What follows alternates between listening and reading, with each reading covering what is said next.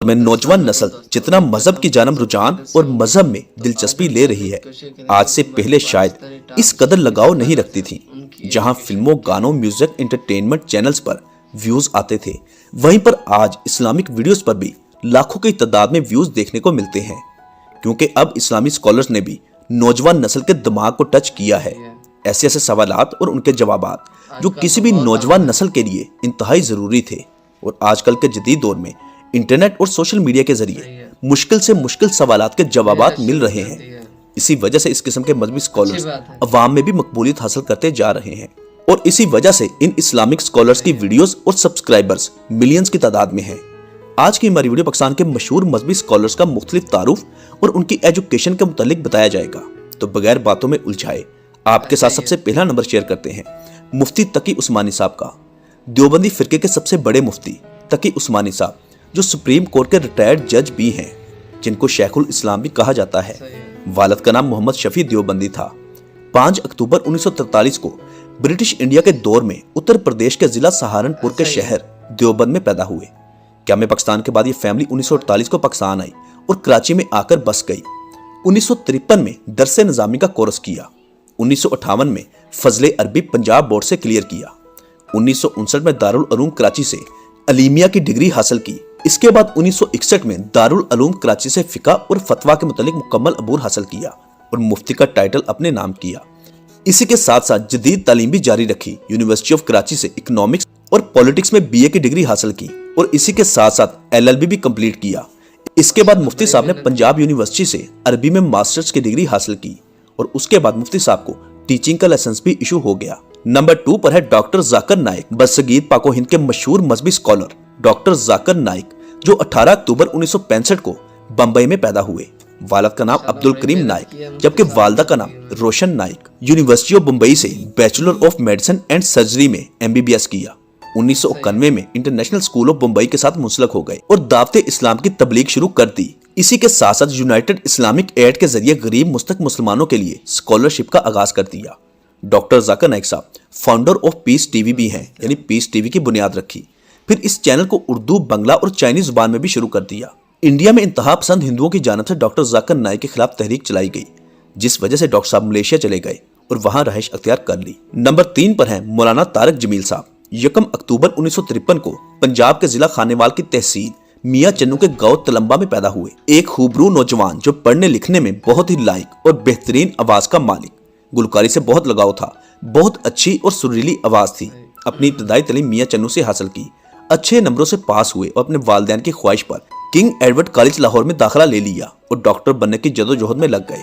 مولانا طارق جمیل صاحب خود بھی ڈاکٹر بننا چاہتے تھے، معاشرے میں خود کا نام اور مقام بنانا چاہتے تھے۔ ڈاکٹر کا پیشہ ہر معاشرے میں ایک باوقار پیشہ سمجھا جاتا ہے۔ طارق جمیل صاحب پڑھنے لکھنے میں بہت لائق تھے۔ ہر انسان کا خود کا خواب ہوتا ہے، مگر قدرت کو کچھ اور ہی منظور تھا۔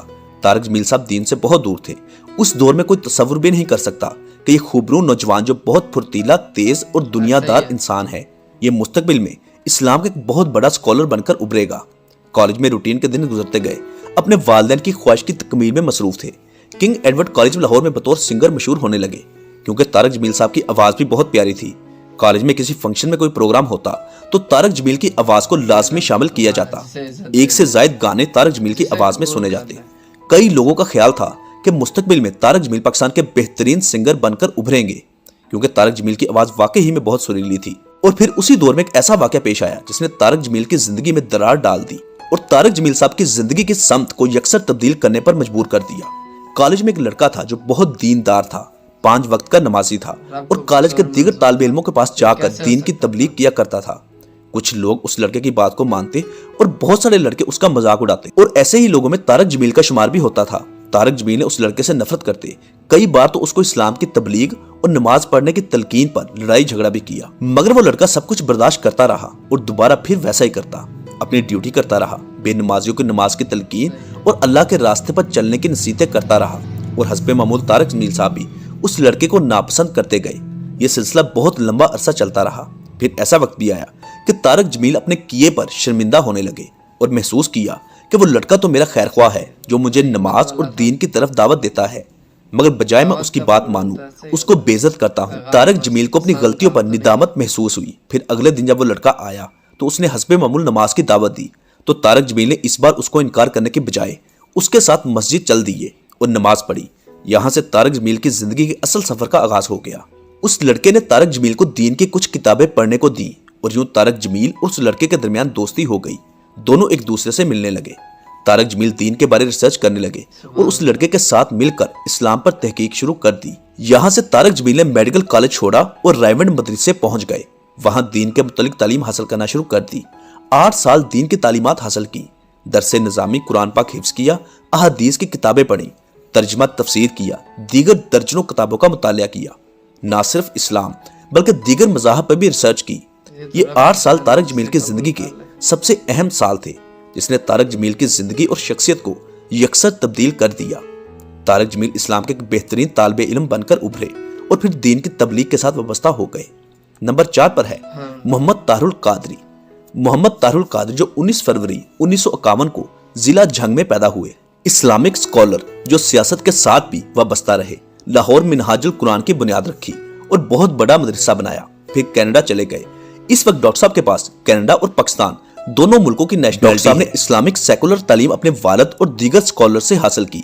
इस्लामिक स्टडीज में MA किया, फिर इस्लामिक लॉ में पंजाब यूनिवर्सिटी से PhD की।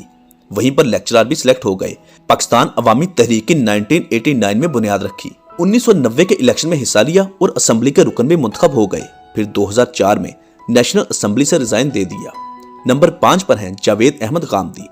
जावेद अहमद गामदी जिला पाक पतन के गांव जीवन शाह में 18 अप्रैल 1951 को पैदा हुए। आपके वालिद साहब का नाम मोहम्मद तुफैल जुनेदी था, जो कि एक मशहूर सूफी शख्सियत थे। ताल्लुक एक जमींदार सूफी घराने से था। मैट्रिक की तालीम इस्लामिया हाई स्कूल पाक पतन से हासिल की और अरबी, फारसी और कुरान पाक की तालीम मौलवी नूर अहमद से ली। वालिद चाहते थे कि आप जदीद तालीम के साथ साथ मजहबी तालीमात भी हासिल करें। आपकी इब्तदाई दीनी तालीम सूफी इज़्म के मुतल्लिक थी। मैट्रिक करने के बाद 1967 में आप लाहौर आ गए। फिर लाहौर में मुस्तकिल रहाइश अख्तियार कर ली। आपने गवर्नमेंट कॉलेज लाहौर से 1972 में इंग्लिश लिटरेचर और फिलॉसफी में ग्रेजुएशन किया। लाहौर में रहते हुए आपकी मुलाकात अमीन एहसन इस्लाई से हो गई और फिर आप रोजाना की बुनियाद पर उनकी रहाइश गाह जो कि लाहौर में ही थी वहां जाने लगे। तो अमीन एहसन इस्लाई ने ही आपको इंग्लिश और फिलॉसफी से मजहब की जानब मुतवज्जे किया। 1973 में आप अमीन एहसन इस्लाई की जेर निगरानी मजहब पर रिसर्च करने लगे। आप अमीन एहसन से बहुत मुतासिर हुए। आप उस वक्त के मशहूर स्कॉलर सैयद मौदूदी से भी बहुत मुतासिर थे और इन्हीं दोनों को अपना उस्ताद कहते हैं। गांधी साहब ने 70 की दहाई से इस्लाम पर रिसर्च करना शुरू की और ये रिसर्च आज तक जारी है।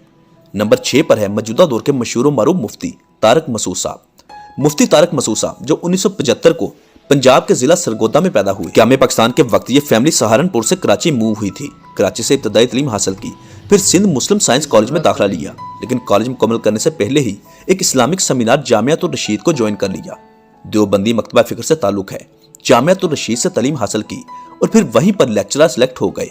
आपने मुतअद्दिद किताबें भी लिखी हैं। नंबर 7 पर है इंजीनियर मोहम्मद अली मिर्जा।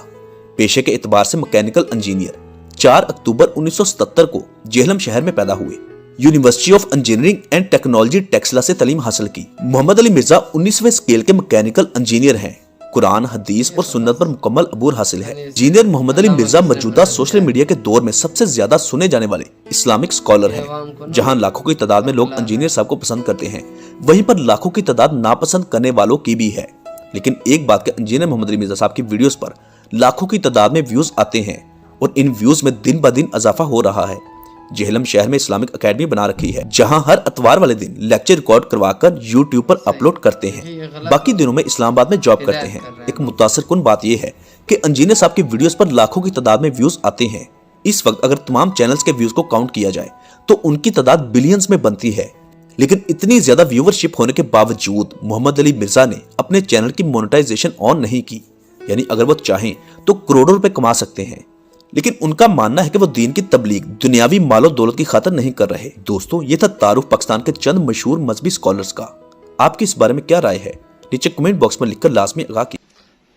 उम्मीद करता हूँ कि दोस्तों आपको वीडियो अच्छी लगी होगी, तो चैनल को सब्सक्राइब कर दीजिए, वीडियो को लाइक और शेयर कर दें। Thank you.